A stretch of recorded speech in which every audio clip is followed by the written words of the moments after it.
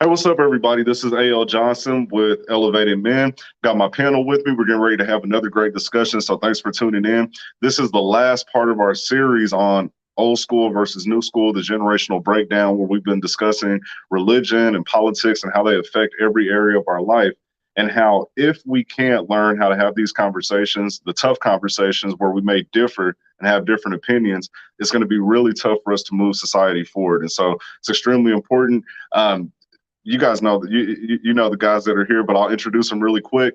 To my left, we've got Lojo Speaks. Next to him, we've got Corey Gilmore.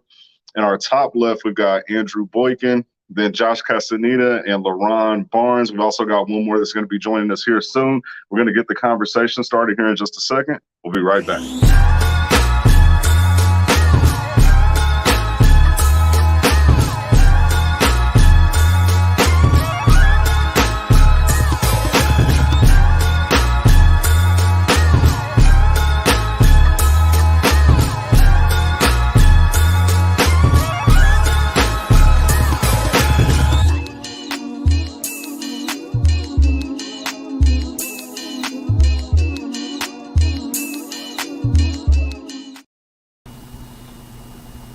All right, so let's jump right into it. All right, we got our brother Mike Patton. Looks like he's joining us here. But yeah, thanks for joining us. Like I said, this is part 4 of our series. So this is it. So we want to make sure that you get all of your thoughts and your opinions out there because this is a very important conversation that we've been having. When it comes down to it, we're about community building. And it's tough to build community when you can't even have simple conversations. We see it all the time on social media. When it comes to religion and politics, those are two of the most divisive topics. So much so that most people are afraid to even bring them up. But not here at Elevating Men. We've got some brave brothers here who don't mind sharing their opinion on these topics. But we've covered a lot. We've talked about politics in church, right? How religion sometimes can affect how we vote. And ultimately how that, just kind of shapes the world that we live in. And so I want to go around to each of you and just over the course of this series, I want you to share a little bit about, what you've learned, what are some takeaways, and if there's anything specifically that you want our listeners to take away from this series. And so I'm going to start with our wise man up there to the top left, Andrew Boykin. What have you picked up from the series and what would you hope that people take away from it? So I was trying to find the definition of politics again, because basically, we got the echo. Thank you. Good.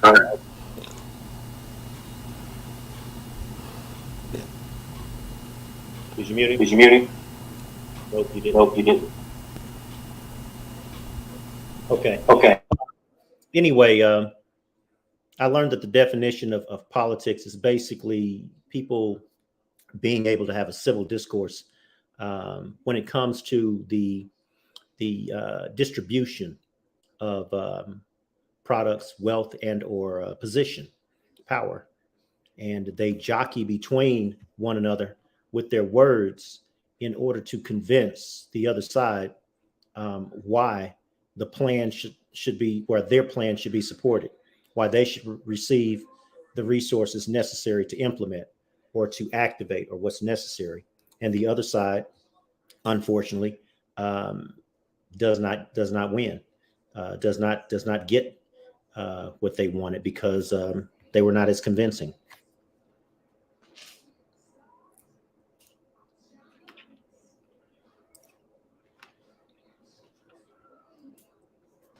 You're on mute.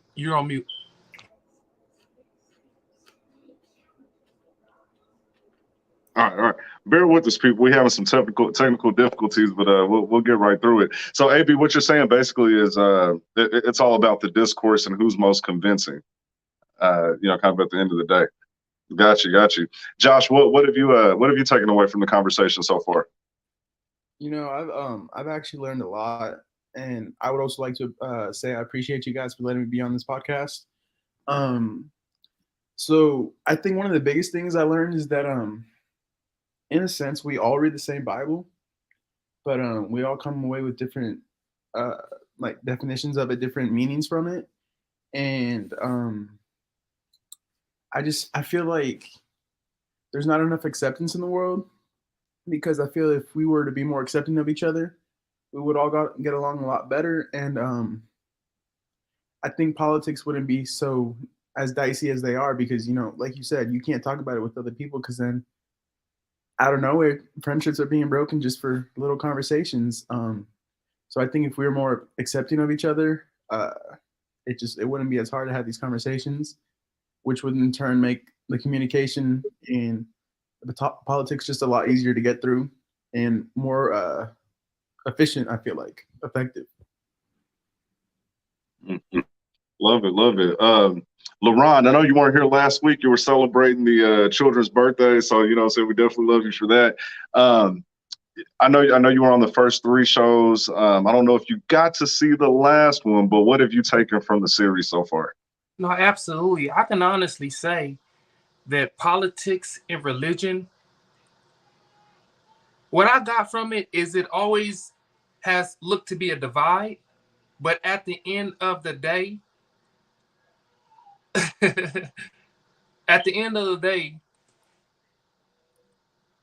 unity is what it's really about. It's okay to have different opinions. It doesn't define you as a bad person. It doesn't even define you as a good person because you have an opinion about a certain thing. So just being able to say, you know what, at the end of the day, because my beliefs are different than your beliefs, we can still have some form of communication and work it out. We can still do that, even in different religions. Religion with different religions. It's all about, we're still people, it's still love. And just because it's religion and politics, at the end of the day, we have to respect each other's beliefs when it comes to that. And if we can do that, we won't have a battle, or it won't be so touchy when it comes to religion and politics. Love it. Mike, can you unmute yourself? I'm right here. No. Yep, we can hear you. No. I'm on? Yes, sir. Yes, sir. Okay. Well, as Brother Boykin says, politics brings about wealth, position, and power.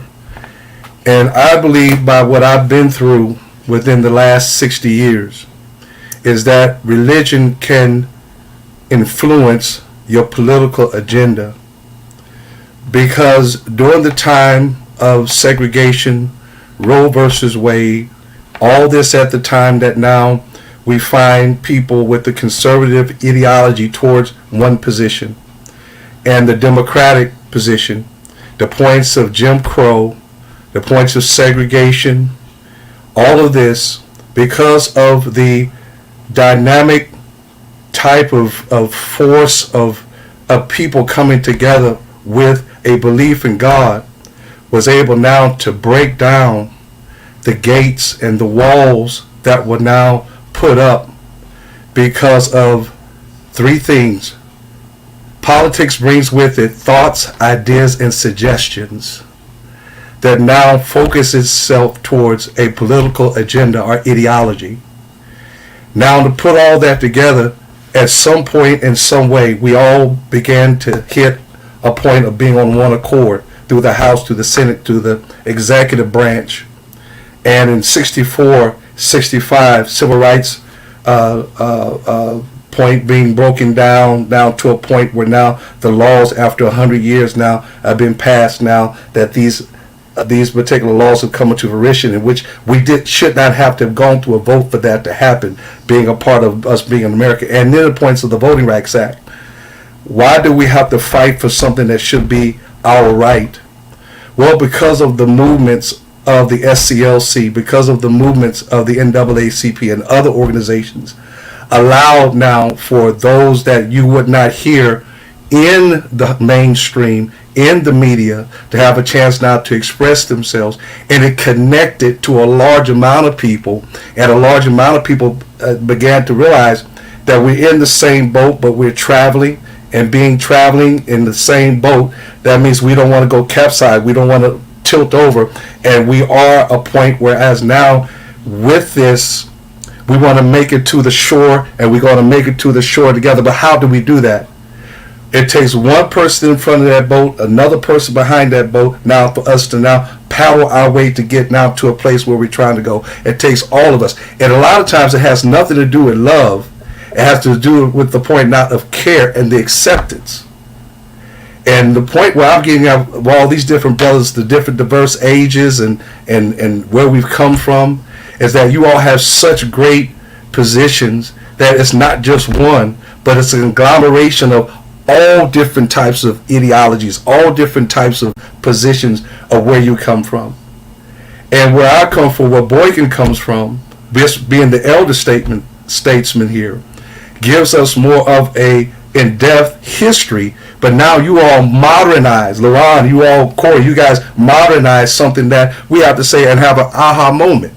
So these particular programs are very, very important, imperative. They're very prudent to the listening ear, because we have to get out of history right now and then contemporize this situation we're in right now to make it all come together. That's where I get out of it. Corey, what's coming out of so far? Just understand that we got a reverb echo coming. Try it now. There we go. Just understanding, man, that these are just extremely long talks, very nuanced talks, and these are things that we got to have they take extensive conversation on, and you got to have you got to want to actually want to see change. A lot of times you see a lot of people, they have comments on certain things that go on, within, maybe politics, media, they, on Facebook and everything, everybody, it tells you to say exactly what's on your mind. So people put what's on their mind, but that may not exactly be their passion, or, they may not be all the way engaged into making change. But, these are the conversations, you understanding that everybody has different mindsets. Well, not, maybe aimed in the same direction, but everybody has different ideologies, different ways that they're coming from, certain stances, backgrounds, all type of stuff. So we have to be able to sit down and have long conversations. We have to be able to cut out the time to have these long conversations if we want to, be able to see any change. And yeah, it starts at home. For sure. Lojo. Oh man, what have I learned? That words have power, words have meaning. One of the words that was used in our last show from our audience was division, right? And they approached it from a negative point of view. And so I think for most people, division is looked at as negative, but the truth is that there's a difference between division and being divisive. And so, it's important that we use our division to divide and conquer the divisiveness that is going on, because media will throw a million different things at us to make us think that we're disconnected, when the truth of the matter is when we have dialogue like this, we find our connections and use those connections to create the greater good that we're looking for. Perfect. I appreciate that. So let's jump into it. Andrew and I had a conversation with one of his friends last night. A 10-minute conversation turned into about 2 hours because we just could not get off this topic. And it really intersects with what we're talking about. And so it may be something that we end up having to do a full series on in the future. But the question was, is America declining as a society, right? And what are the implications of that for Black and brown people? And what I'd like to add to that question is, if our standing is declining, say on the world stage, what does that have to do with our religious stance? So to give it some context, since we're talking about old school versus new school, when you talk to someone who's older, and I've asked several people since we've been, working on this series, anyone that's older that I ask about religion in America and the decline of society, they say, well, when they took the Bible out of the schools, you immediately start noticing a decline in our moral value. And hence, our decline in world standing, and you see the rundown in our neighborhoods, etc.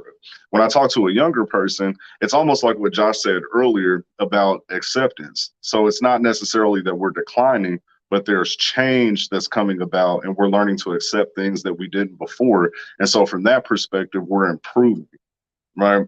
And so the question is America declining? Are we declining as a society?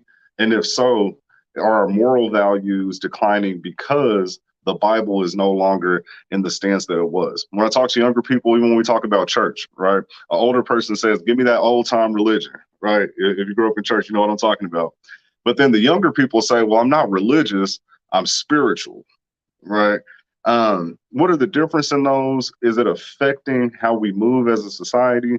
Is it part of the reason for our decline? Or as Josh said, are we improving and things are just changing because we're becoming more accepting? Right? I know that's a tough question, something to kind of digest a little bit, but if it's all right, I'd like to start with Josh. He's our younger person on the panel. He said it's kind of more about acceptance, things changing. What are your thoughts on that? You know, I was actually hoping I would get called first. I think it's a matter of we're not declining, but improvement, and what improvement means is changing. You know, with social media around, there's so many different things that can be done. The guy who was selling T-shirts on the corner, he's selling it online now and is just that much more successful just because of that. But I think, like I said before, we're learning to accept a lot more people, and that's making it okay for us to be okay with whatever you're doing and being successful in your own way, and not having somebody hate so much that you can't be successful in that field or whatever it is that you're doing. I lost my train of thought. I'm sorry. No, it's good. It's good. It's good. Let's stay with the new school a little bit. LaRon, what are your thoughts on the question? Is America declining or improving? And does it have anything to do with our religious stance or moral values?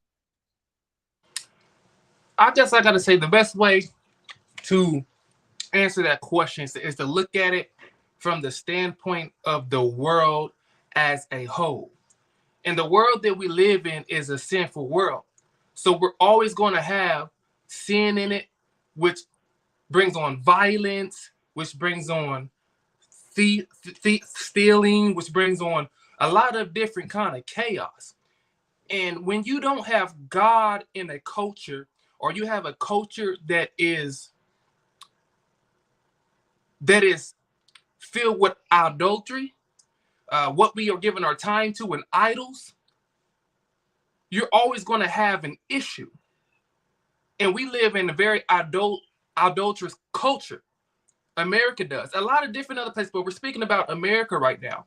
And so when we live in that and we take God out of schools, we take God out of work, and most of us have even taken God out of our personal lives, you're going to get a society or people where there's a lot of chaos and wickedness going on.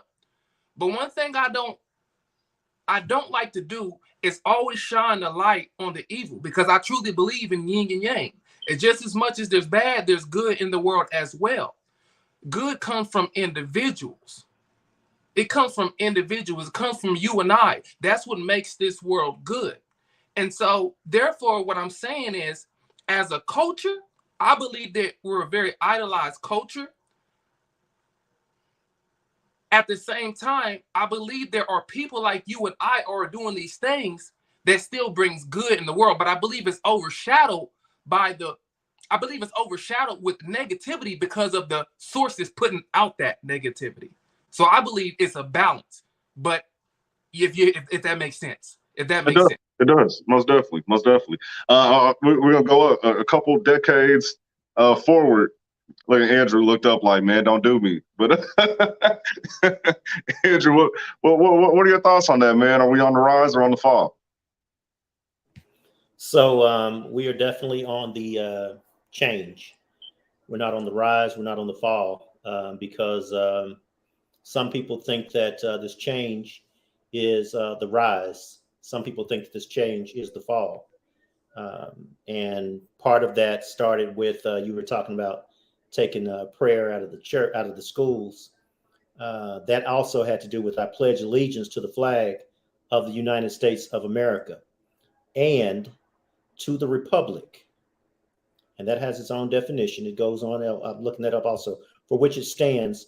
And here we go: one nation under God, indivisible, not divided, with liberty and justice for all.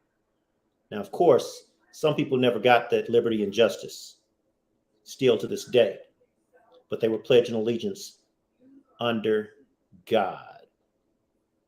And then they took that out of the schools. So basically, what that says is we want you to think one way, we want you to religify one way, we want you to church one way, we want you to understand how to support this republic. But then they took that out of schools and things began to change. Interesting, interesting. And so in those words, it said, indivisible under God. And so are you saying that you believe that having that religious stance as being understood across the board and being ingrained from childhood was something that was helping society mesh together? And now that we've taken that out, it's beginning to fall apart? It was. I'm trying to make sure, because at first you said it's one or the other. So okay. Yeah, that's basically it. The mindset said we want you to think about coming together to support the republic. Take this vow. However, when people began to say, you know what, I'm not taking that vow anymore because the vow doesn't support me. In fact, I believe something different. And many other people began to say, yeah, I believe what he believes over there. And because of those differences, some people were doing this when they were taking the vow or doing the I pledge of allegiance. And that was the beginning of the discourse, just like the kneeling during the football games. And half the people took it wrong. The other half understood exactly what it meant.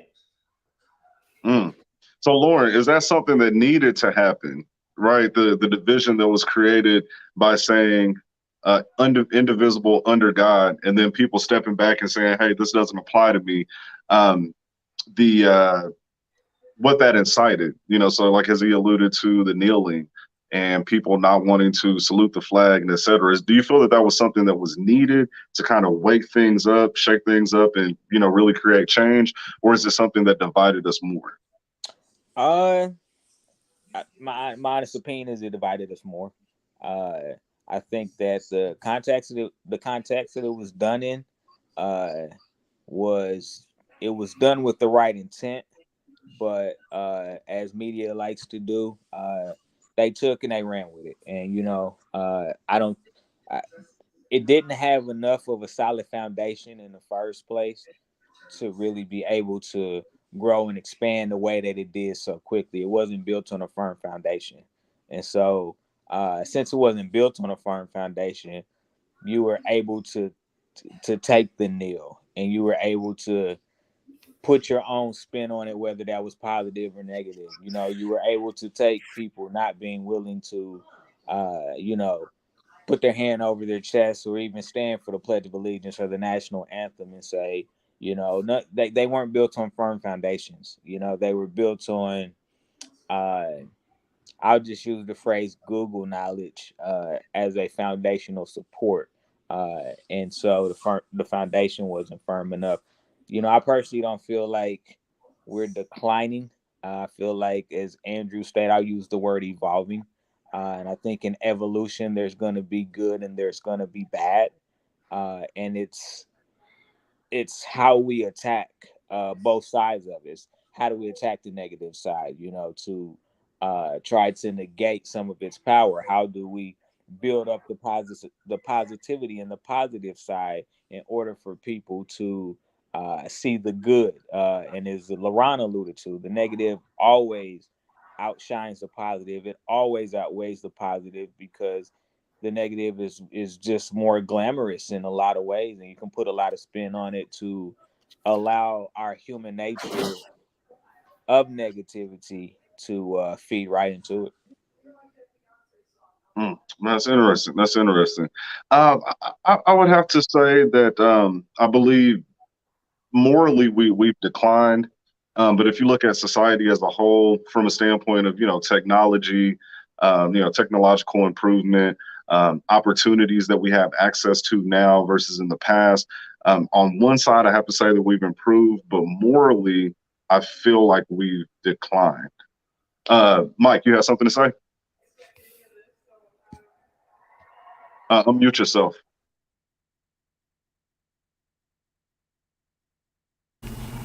We Can you hear me? Can you hear me?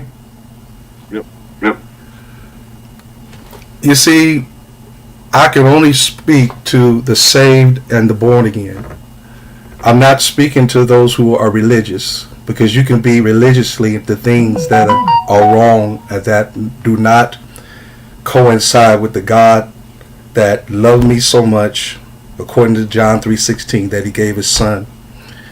And so with this whole point, if I confess the Lord Jesus and believe that God raised him from the dead, I shall be saved. So I can only speak to the people that are saved, because it's not who I support, it's who I serve. And so yes, society has to go down. It has to now go in a downward way, because 2 Timothy 3 tells us, for this we know, that in the last days perilous times shall come. For men shall be covetous, boisterous, high-minded, disobedient to parents, having a form of godliness, but denying the very power from such turn away from the light of the gospel. And so now we're supposed to watch and pray, not depend upon this world. For the God of this world has blinded the minds of them that believe not, from such turn away. And so my faith, my focus is not on politics. My faith and my focus is now to whom I serve around me, that God has given me a power by the Holy Spirit that becomes active, that is far greater than what man can give me. Because first of all, politics can't save me, it can't provide for me, it can't heal me, it can't deliver me, it doesn't have a hell nor heaven to send me. So my focus is not on politics. My focus is now to whom I serve. Therefore, if any man be in Christ, he's a new creature. All things are passed away. Behold, all things have become new. So now the gloriousness of him is in me, so that the world can see the light. So who do I seek? Not what the politicians tell me, because they lie. The Bible tells me, seek ye first the kingdom of heaven and its righteousness, and then all other things will be provided for me. It would sustain my needs. It will give me now the points of now having joy and peace. This world can't do that. It can't. Oh, here's the thing. Let me be careful.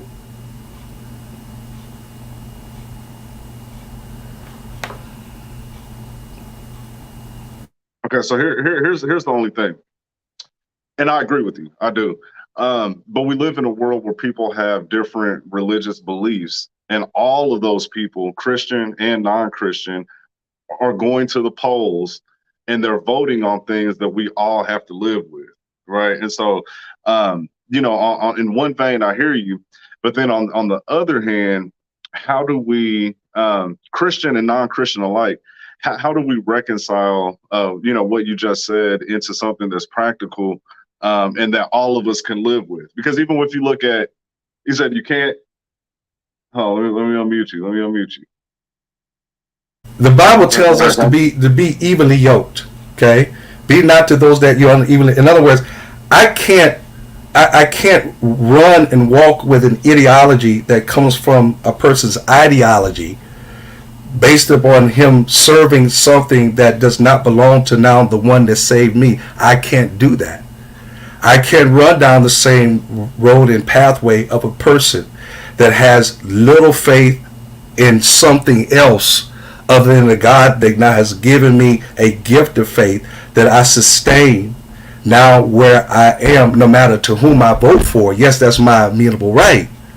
But my point is now prayer. My point now is yielding to him. And so if I'm, trying to walk around and trying to facilitate and collaborate, with people that has a different way other than where I'm getting my help from, then I'm in a point of a total hypocrisy. And where is God in the very essence of me? He becomes non-existent. Then I become a person that is politicized into a system. I become a juggernaut. So where's my faith? Anybody have any comments, Johnson?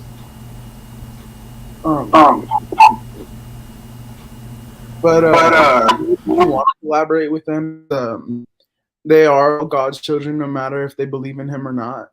And so you want to help them all to see the light, and you would want everybody in the world to reach atonement so that we can all reach heaven.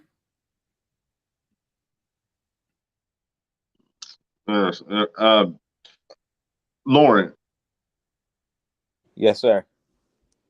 Yeah, what are your thoughts on that? You tend to have some pretty strong beliefs when it just kind of comes to this intersection, and so I'm just curious what you're thinking right now.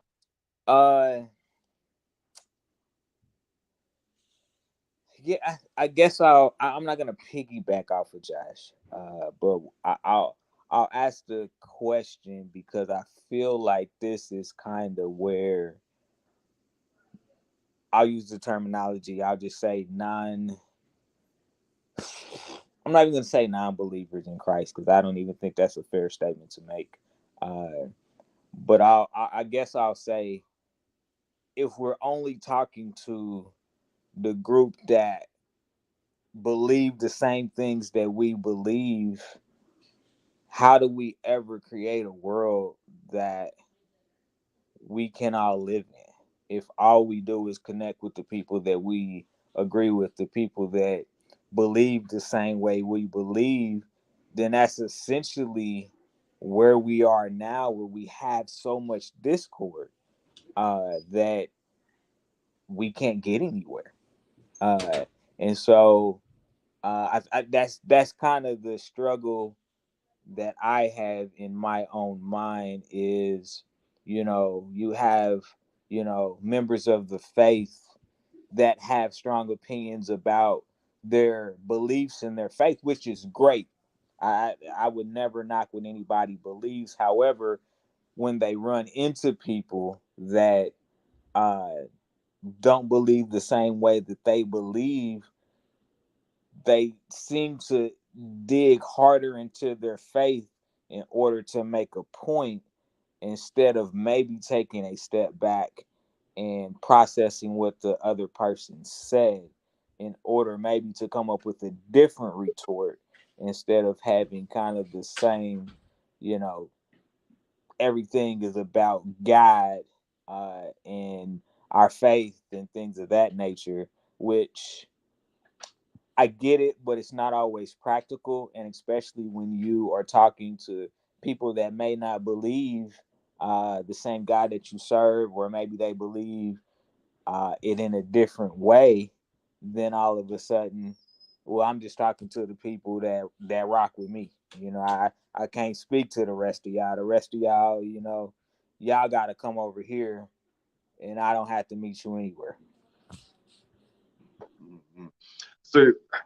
So for myself, I grew up in church, and I understand and agree with a lot of what Mike said. The way that I always have this conversation with people when it comes to the Bible, morals, religion, politics, is that even if you don't believe in the Bible, I personally believe that there are just undeniable truths in the Bible as far as how we should live, right? And so if we take away, you can't take Jesus out of the Bible, but just for a second, if we were just to take that part out of the Bible and just focus on moral values that a society should live by, the Bible is an excellent guide, right? It teaches against stealing. It tells us not to have sex out of wedlock, right? Which is something that I definitely struggled with myself. But then you can logically say, okay, well, why would that be in the Bible? Or does that even make sense? And then when we look at the broken homes in our communities, the single mothers, the children that are being raised without their fathers, and we see that they're more likely to have lower education, to be raised in poverty, to not have as successful of a life as they could, then we can go back and say, well, wait a minute, maybe they had a point there. If we look at the 10 commandments, thou shalt not kill, thou shalt not steal, etc., even if we remove the Bible completely and we just imagine us all in the jungle somewhere, in our little huts and little grass skirts or whatever, however we did that, we would still, I believe, come to the same conclusions that we probably shouldn't kill, we probably shouldn't steal, probably shouldn't sleep with your neighbor's wife, because we have that ingrained morally. And I see you shaking your head, AB, so I'm definitely coming to you next. And the reason I say that is because I believe that there's a certain moral compass that is put into all of us at birth. Because even if you look at a child, they get into things, they do things, but if you pay attention to them, they even feel when they've done something wrong or when they've crossed the line. So I believe that a lot of that is ingrained. And I believe that as a society, we help guide children, into what's already ingrained in them. AB, what was your thought? So it's not that I disagree with what you're saying. I was just shaking my head because I had a crook in my neck.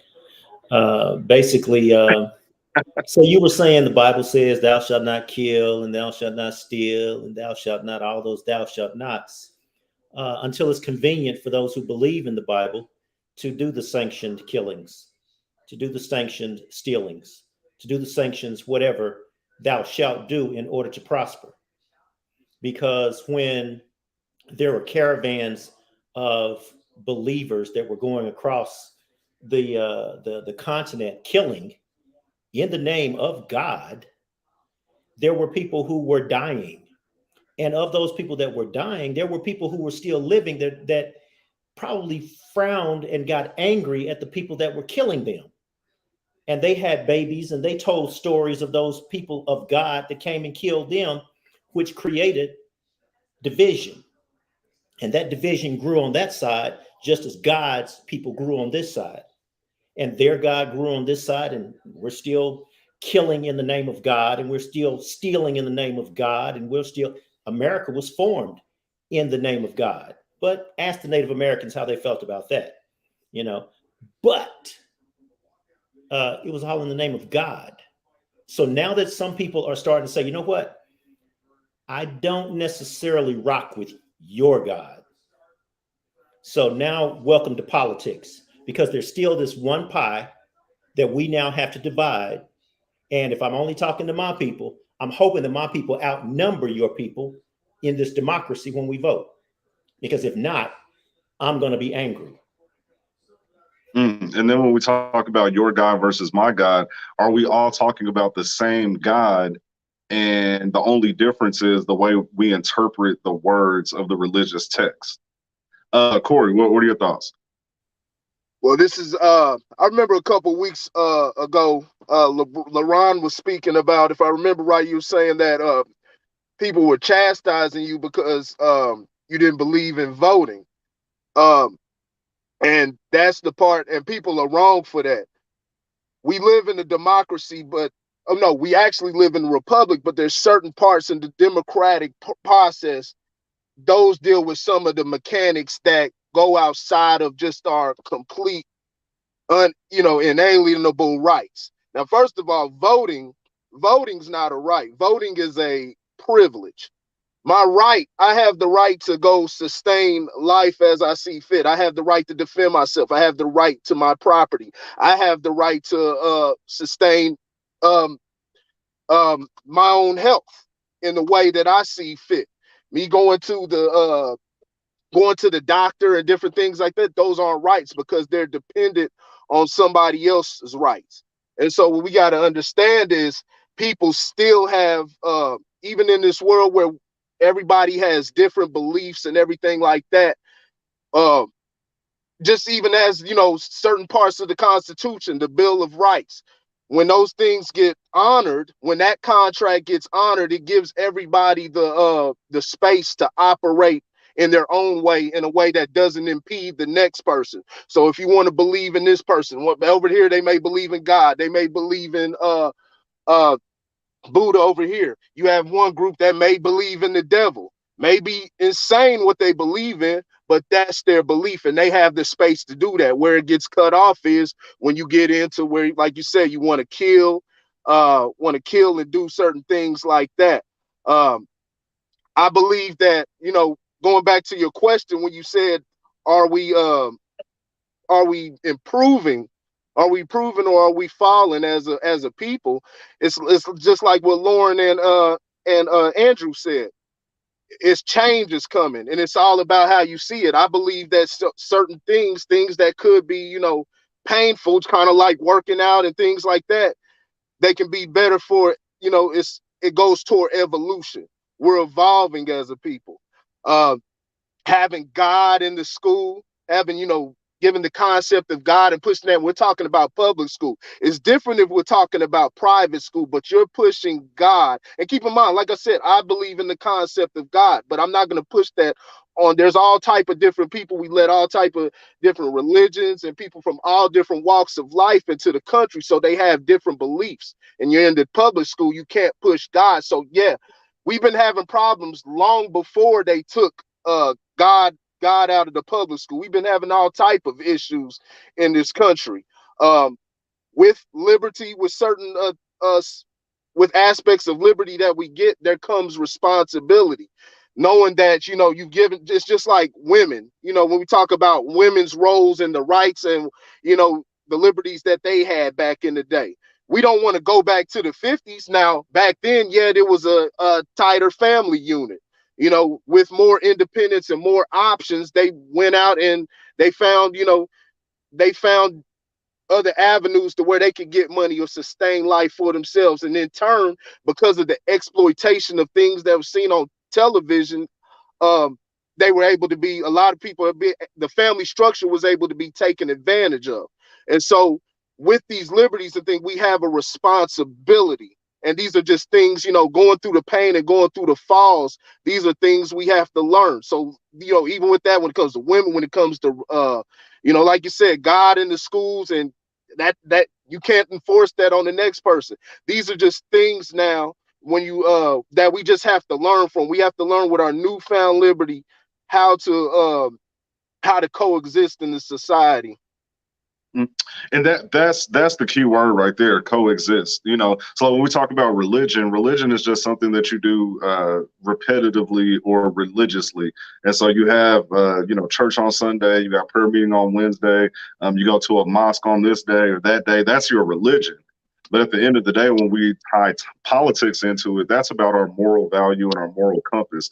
And from my understanding, and I'm not a religious scholar by any means, but almost every religion intersects on key points that keep society from falling into anarchy. Like I said, just the basic 10 commandments. We did have a question from the audience. Marcus Barnes, thanks for tuning in. He asked if Josh could repeat what he said or elaborate. I know that was just a little bit ago, but Josh, do you remember your last comment? Yeah, so basically what I was saying, from what I understood from what Mike was saying, was he's only willing to help people within his religion, people who believe in God and are saved by God. And I feel like if we're doing that, we're creating more division, because as Christians, as Catholics, we're always told to love thy neighbor like themselves, or how you would want to be treated. So in that sense, if we're only helping other Christians or other people who are saved by God, then we're leaving out all these other neighbors, making more division and letting them suffer, when that's not something we should be doing. We should be wanting to help everybody so that everybody can be saved one day. Mike, go ahead.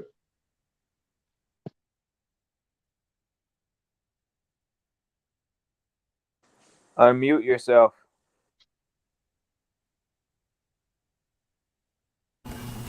Can you hear me now? Okay. Please, Josh, Lojo, my point is this. I'm not speaking so far as helping, but I was saying is my mindset. Because I've been duped, hoodwinked, and run amok by all different types of people that have said all different types of things to me, but did not show me the compassion of love. I think we grapple with this, and my point is that I need this in my life. Am I my brother's keeper, no matter what color you are, no matter what religion you are, no matter where you come from, no matter your political affiliation? Am I my brother's keeper? And the God I have in me now, because I get closer to Him, I understand the love that I have now that I must have for my fellow man. I'm not talking about excluding anybody because they think differently, or the whole point is that they see this world differently or their God differently. The point that AJ was saying and those others were saying was that if you are in a situation where is this world going down, or things tumbling down, and I'm saying, judging by the Bible, it can't do anything other than that. And my point is not to judge anybody. The Bible says, judge not that you be judged. I'm not in a place to judge anybody. But the way I think helps me to develop now how I act and react to my brother. Now, my point for me is that I want to be that person, along with millions, I hope, that comes together to help those people that are in need, to teach and to preach and to share and live my life as best I can, so people can see the light of Christ through me, who's working in me, to not profit myself, but to help build God's kingdom. And so the way I vote, the way I see myself, and the way I see what the Spirit is telling me is to better my community. But to better my community is to help me to better myself. How can I help now, first of all, love the person that's around me? How can I now see the value I have in myself? And I see people around me that devalue themselves because they have nobody around to love them. And so what you guys are saying is so true. And I felt so in my head that, I would say something that somebody would take precarious in a unbalanced way. No, it's not about me and what I think. It's about how we come together now to find that love. I still say my only love can come is what He did at the cross. The cross is the only way that I can really love you, is that I understand what happens at that cross.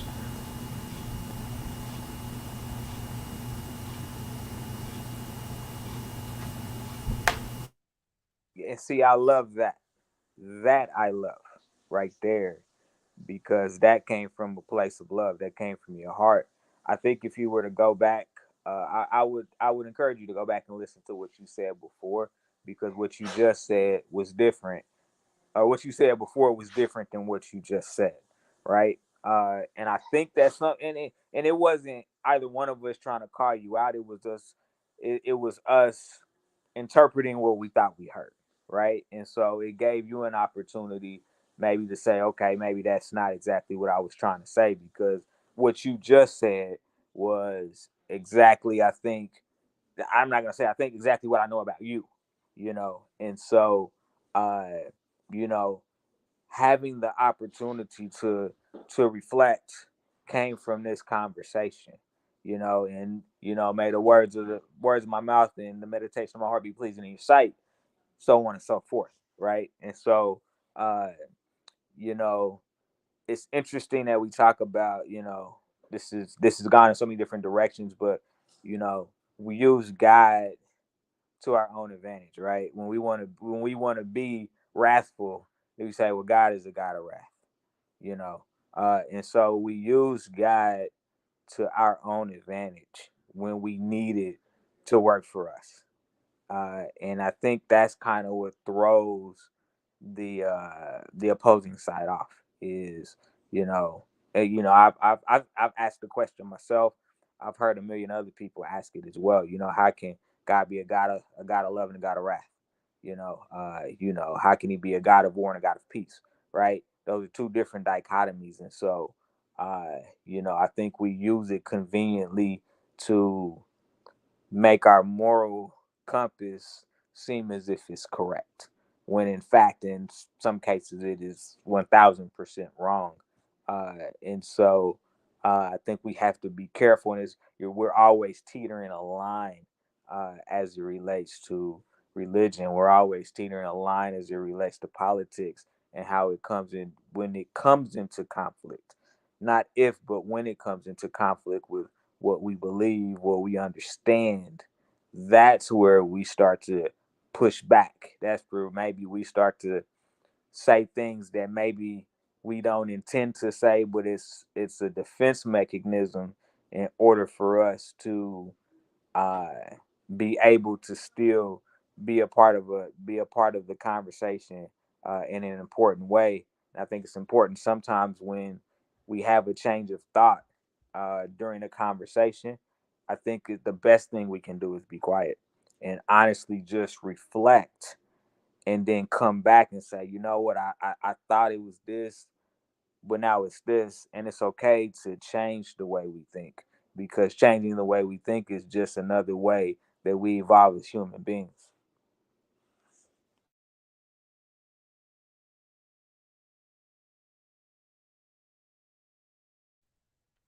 Yeah, well, what I found to be the best witness is actually walking what you talk, right? And I really believe that's what Mike was saying, right? If you walk in the light, people will see that. Even myself, like I said, I grew up in a Christian household, went to a Christian church, Christian school, etc. But I became very curious about the Muslim religion, about Islam. It made me curious. Why did it make me curious? Is because I saw that they were very religious in their actions, and the people that I know of that faith tend to stick to what they say. So it's like, well, I just want to know what they're talking about, right? And I believe that's with any religion, Christianity or any other religion. What attracts us to religiousness is because as people, it's hard for us to develop habits. It's hard for us to become disciplined. And so when we see someone who's disciplined, we want to know why or how, just like working out. Mike's a bodybuilder, right? You don't have to talk to anybody about you working out. They see that you walk what you talk. And so it makes them come to you for questions. It makes them come to you for advice. It's the same way with what we're talking about today.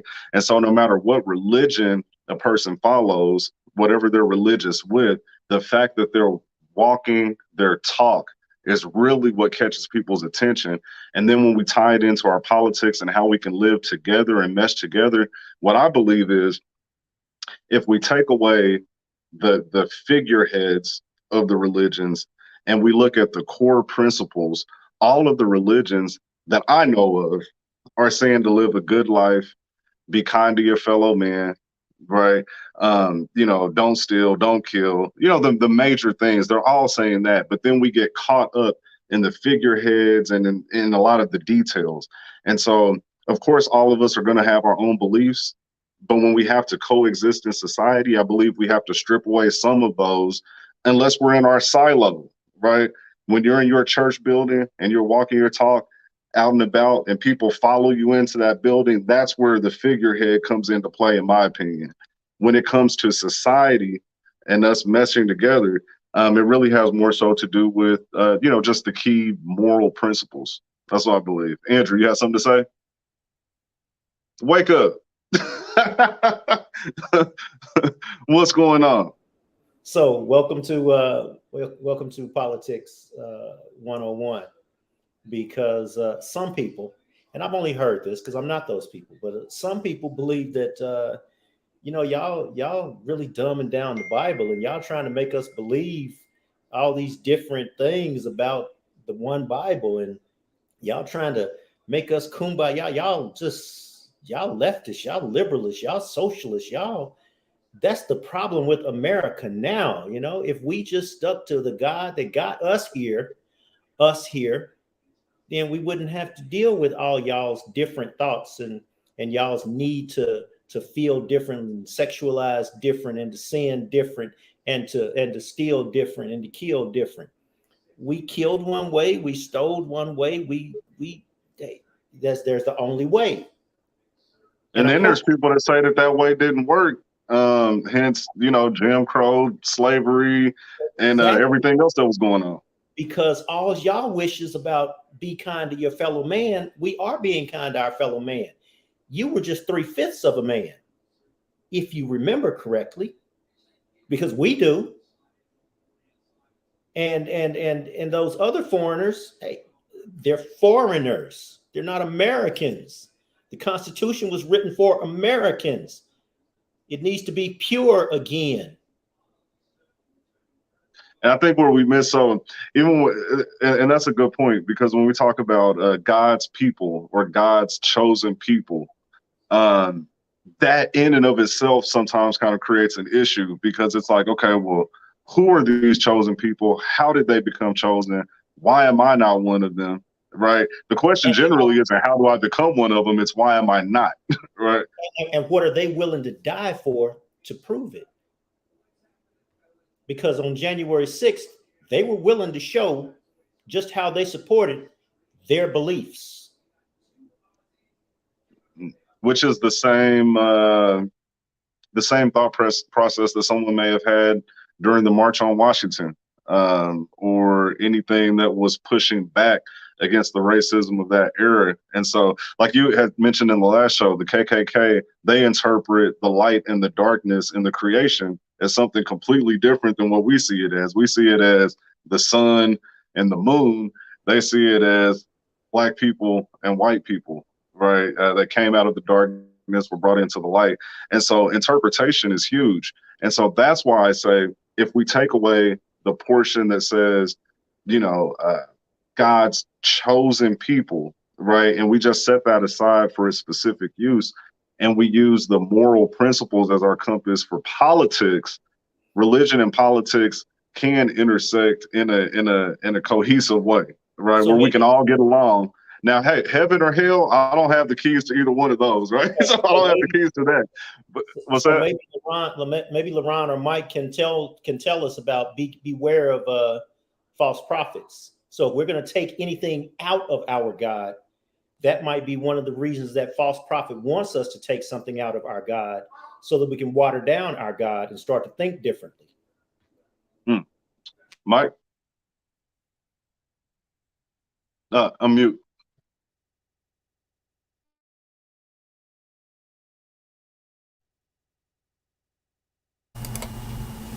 We can hear you. Am I there? The devil's objective is to kill, steal, and to destroy. So what does he do? He gets into the mind of us, and then now we find ourselves into a place, and like you would just said, all these people, God's chosen people, were those people that came out of Israel. But now the New Testament comes. Now Jesus comes. Now those that are born again, those who accept him, now belong to the universal church. So now we become children of God. So what am I saying? If we're children of God, we cannot allow other things that are demonic to enter into the very purpose now us doing what? If you're going to follow me, the very first thing you do is deny yourself. And when you have the KKK, you have the QAnon, you have the GMAC, you have all these other types of different people, like, we looked at January 6th. Those people, their objective, and these people, their focuses were to take down this democracy by any means necessary, governed by what one man and the ideology of one particular party represented, which was all based off of a lie. Bible says, ye shall know the truth, and the truth shall make you free. So now the question is, brothers, what is the truth? And you can't water it down. Either it is or it isn't.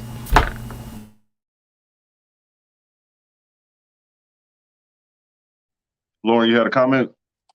I want to ask a question. Please don't take this the wrong way. Please don't take this the wrong way.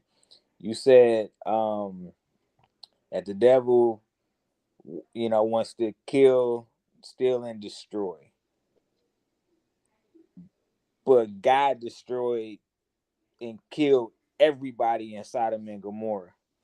So I just have to ask the question, not what's the difference, because I understand the difference, but it was the same thing, in my opinion.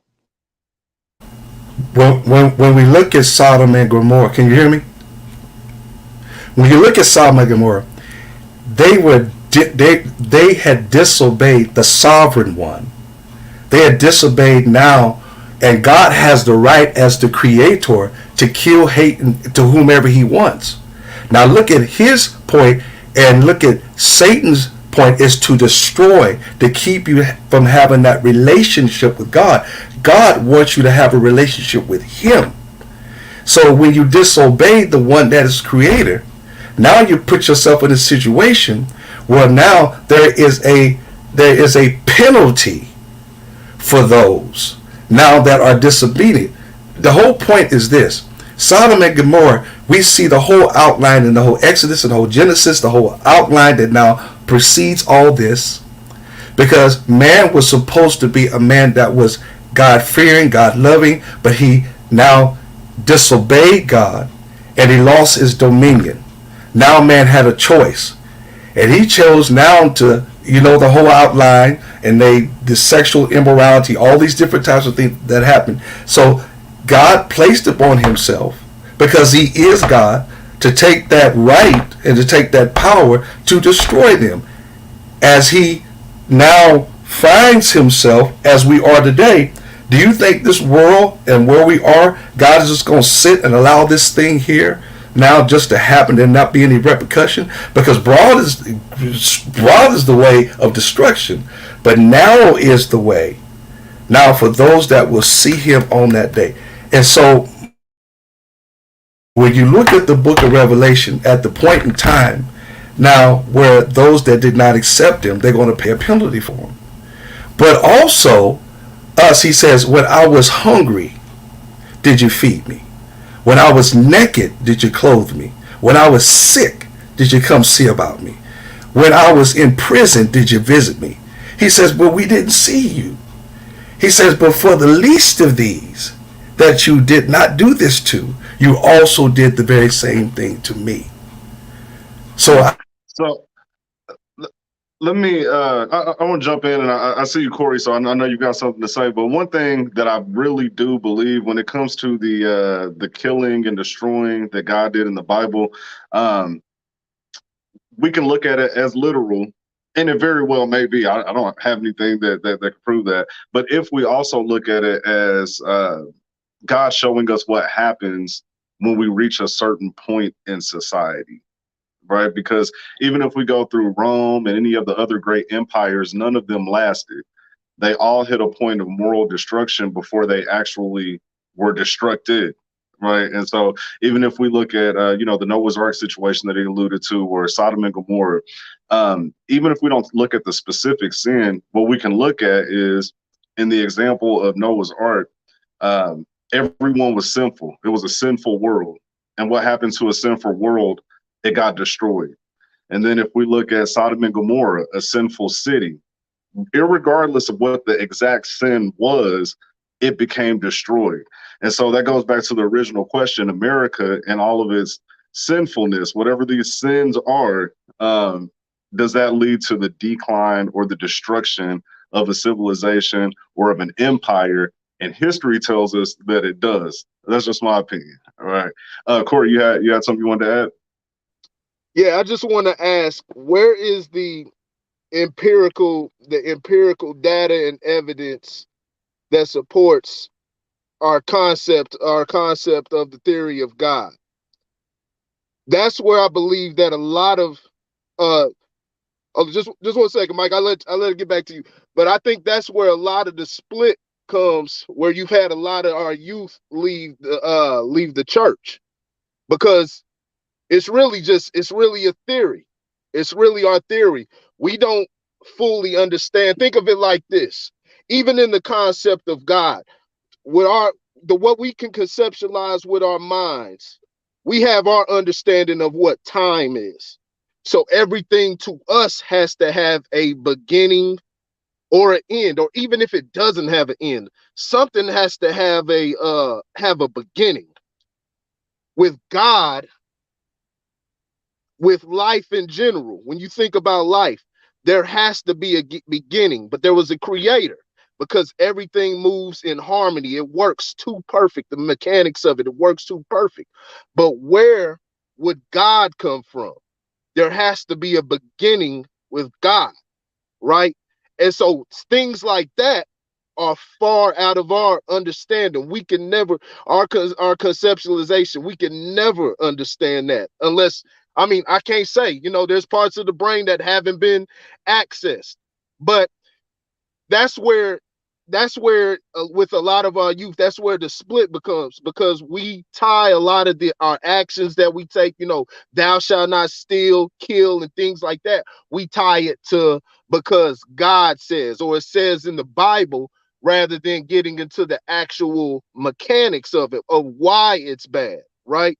Like, think Now of I it like, understand where you're coming from, Corey, because this is something that it took me a long time to really kind of understand. And yeah, so the last time that I read through the Bible, there were a couple things that stood out to me, and it's really to your point about do we really understand the beginnings? And I could be completely wrong about this, but when you read in Genesis, he created Adam and Eve, right? And he told them to be fruitful and multiply. And then there was a key word, and it may have been a poor translation, but it said to replenish the earth. yeah, And in my opinion, if I tell you to refill my cup, there had to be something in it to begin with, or you wouldn't be refilling it, you would be filling it.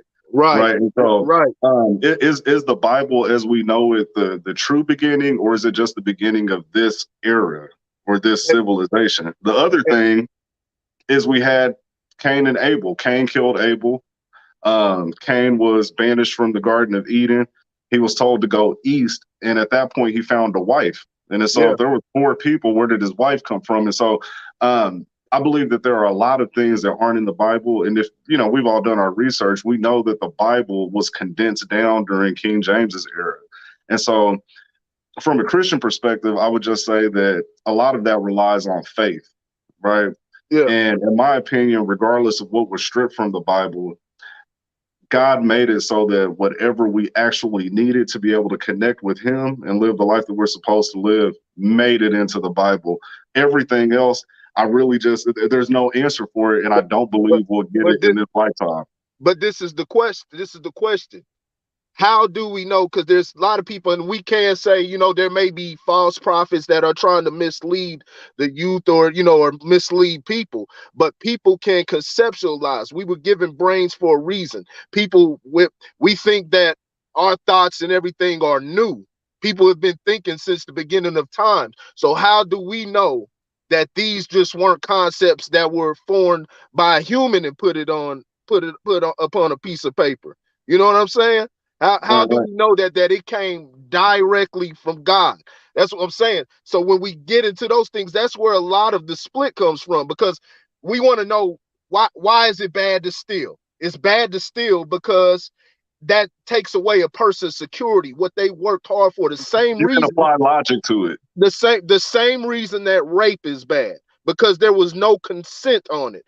What is wrong with killing? Why can't I kill? You can defend yourself because somebody's trying to harm you, but as far as, hey, I get mad and I want to go kill a person, and because I'm mad, or he did this to me and stuff like that, then we understand that the residual effects that has, because you just killing that person, but now you've affected their family members. You've traumatized their family members, which has a residual effect, and he becomes angry, and then he goes kills, and it continues a complete cycle, which we see what's happening today. Those are things that we can pinpoint, and we know exactly why these things are wrong. It's same like when you dealing with a child. When you're dealing with a child and you ask them, they can learn in school that 5 + 5 is 10. They can learn that in a textbook. They can sit there and ask them, hey, what's 5 + 5? It's 10. Now I want you to tell me how you arrived at that. I want you to understand the mechanics. Use your fingers, use some objects or something, and really understand why 5 + 5 is 10. Because if they're just going off memorization, and because it says in this textbook, that's not going to help them later on in life, and they're going to run into a wall. Look, Hey, good points. Mike, I know you have a rebuttal to that. Andrew has something he's been trying to say here for a while, so I want to give him the floor for just a second. So real quick, I would like to believe, and I can't say this for a fact, but I'd like to believe, Corey, that your answer was actually in your question. And when I say your answer was actually in your question, when you talked about first cause and then you assign the word God, God is just what we call the first cause. And because we don't have the answer beyond understanding, we assign belief. And that belief says, because I can't answered what came first, the chicken or the egg. Something had to explode in order for there to be an explosion. Something had to happen in order for there to be something that is happening. So therefore, that assignment of what I cannot understand has to say, and then we use the word has, because it gives us peace. It has to say there's something that I don't understand yet. There's something before that. So that something is an assignment, and some people call it God. But what I wanted to say earlier was Mike said was the devil comes to kill, steal, and destroy. And this is kind of off subject now, but back then I wanted to address what many Black people thought of when they heard the word the devil, especially the blue-eyed devil. That was the assignment to that particular word coming out of the 60s and 70s, and if not earlier. But those were the assignments that filtered into me and that filtered into my children, who the devil really was. You know what? This is one of those we will never reach the end of this conversation.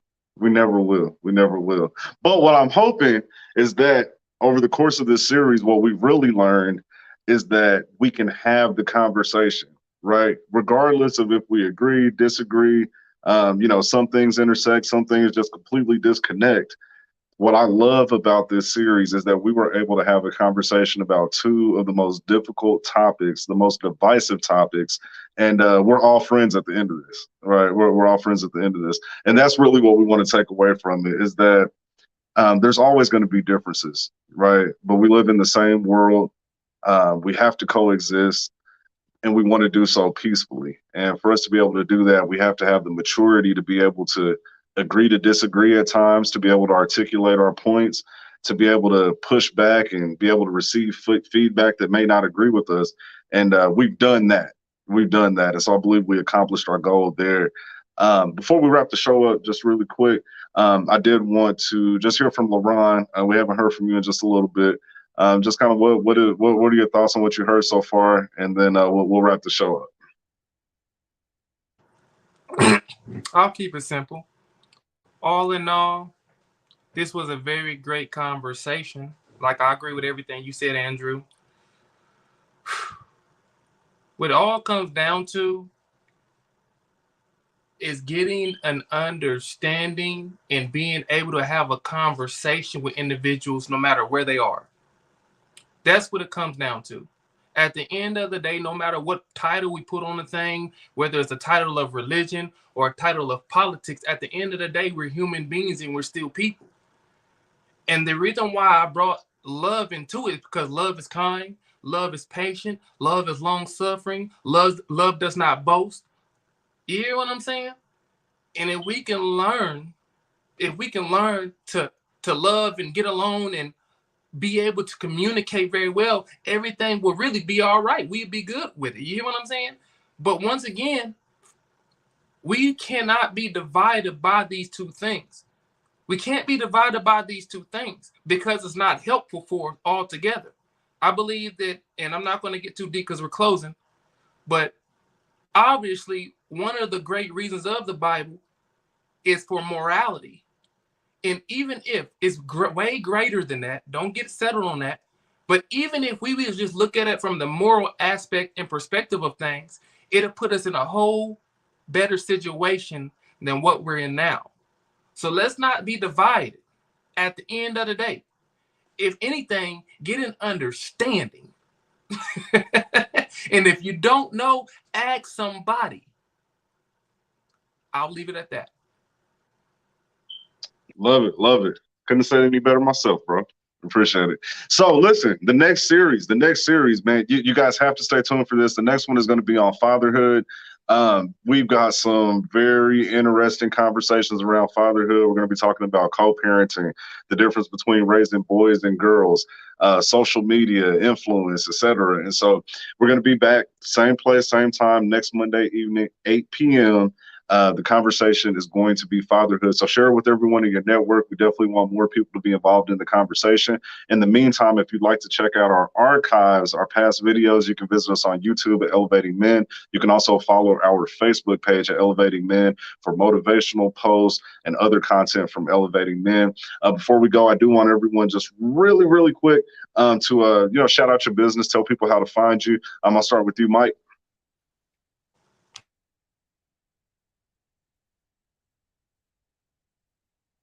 Go ahead. We'll hear you. Okay. I'm pastor of Church of the Living Christ. I'm also head coach, owner of Mike's Made Event Personal Training Center, 816-916-3503. Awesome. Corey. Yeah, you can find me on Facebook at Corey in Fame. Also on YouTube at The Grit Culture. Right now I'm banned off there for probably about a week, but I'll be back. So, but yeah, that's what they banned you, man. You spit facts, too many facts. They don't like it. Yeah, man, it's crazy, man. But yeah, y'all can find me there, man. But yeah, great conversation, and just understand, hey, let's love one another and let's respect each other's spaces. That's simple. Yeah. So. For sure. Thanks for coming on, bro. Thanks for coming on. Thank you. Lojo. Lojo Speaks. You can find me here on Facebook, Instagram. You can find me, posting off of the Elevating Men page. Lojo the Car Pro as well. If you're in need of a new pre-owned vehicle, please reach out to me personally. I would either love to guide you on the process. Even if I can't get you in a car, let me educate you so you can make the best decision for yourself. Fellas, it's been a pleasure, as always. Love it. Andrew Boykin. You can find me on Facebook at Dinner and Dialogue. You can find my my desire at the Restoration, restin2050.org. And that's about it. Man, you sound tired, bro. He had more to say. I know my brother. We share the same name. He had more to say. But we got to cut it off, man. We're going to be back next week. It'll be all right, man. Smile. Josh. You can find me on Facebook at Josh Castaneda. That's about it. Hey, man, listen. We enjoyed having you on. You are definitely welcome back anytime. Like, we value your input, man. You brought a lot of insight. And you spoke boldly, as the youngest man on the panel, giving us the millennial perspective. You did an excellent job, and so we really appreciate you. I really appreciate you guys having me on. Thank you very much. It was a great opportunity. Sure. LBZ. What's going on, world? You can find me on Facebook at LaRon the Motivator. If you are looking for coaching, if you're an entrepreneur, first of all, who wants to make money in your business and you find yourself stuck and you not making as much money as you want, come talk to me. It's perspective. I promise you, I can help you with that. And if you're going through some tough times, some hard times or challenges that you're looking to overcome, it's perspective. Come talk to me. Whatever you're going through, whatever it is, I'm telling you, I can help you get to the next level and take your life to the next level. Find me on LaRon. Come and search me out, and I'll coach you for free. That's what I was going to say. I didn't want to put you on the spot, but I saw a post. I meant to reach out to you about that, but I saw a post that you're actually doing free consultations right now. Is that right? Yes. And let me say this to everybody watching. I'm doing this because LaRon the Motivator, LaRon Barnes, the idea is to get my name all around Kansas City.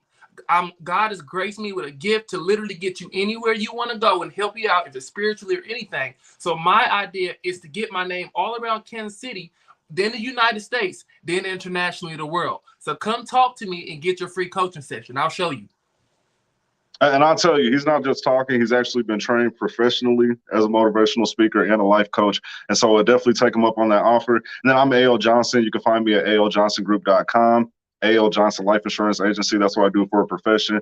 I help families secure a financial legacy and build generational wealth through life insurance. And so if you have any questions or concerns about that, aljohnsongroup.com. But in the meantime, visit elevatingmen.com. elevatingmen.com. And again, check out our archives. Follow us, because this journey is for the long haul. We're just getting started. So thanks for tuning in, and we'll see you all next week.